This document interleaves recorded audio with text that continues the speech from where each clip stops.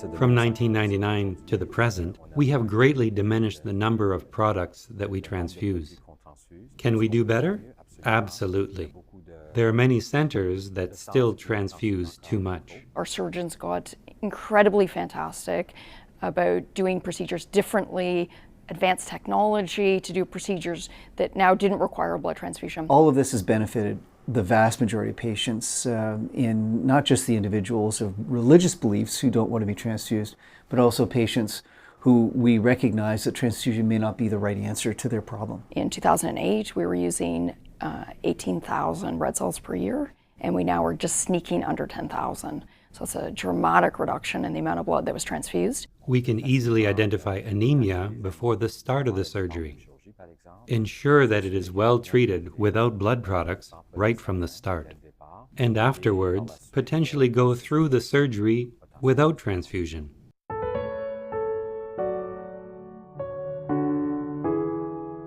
The key to managing witness patients who are pregnant is planning. It's crucial, and you can't really take care of any patient, but particularly a witness patient, without a plan. They have pregnancies like anyone else. So they're not particularly at risk. On my birthing record, I put it in big, and it's on the top of the paper.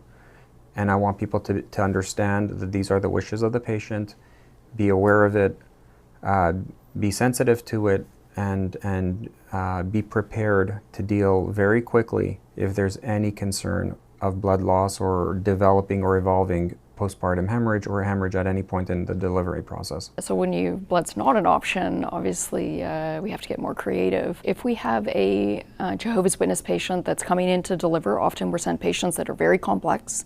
They may have some risk factors for having a major postpartum hemorrhage identified before they deliver. We have a case conference with everybody involved in the care of that patient, and we come up with a strategy of what we do before, what we do during delivery, and what we're going to do after. And it's a multifaceted, multidisciplinary team approach to managing those patients. We just have everything ready to go. We embrace the idea that we should treat respectfully the wishes of the Jehovah's Witness patients.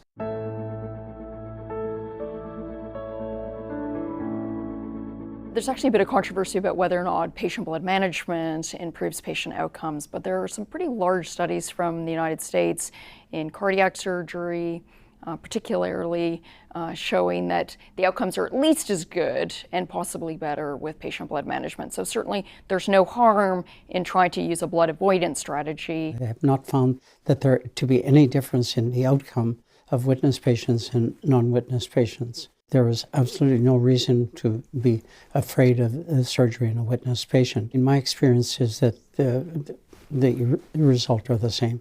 Just the other day, I was doing a fairly complex patient, a complex operation in a Jehovah's Witness patient, and something that's not really been described very frequently, where we actually cool the patient down, we actually exsanguinate the patient into a moving circuit in order to see the operative field in a very clear area. I mean, that's a pretty massive shifting of volume, and we were able to do it in a bloodless manner in terms of transfusion. So, I think we embrace the fact that there are many complex cases that we can do. I've only had positive experience.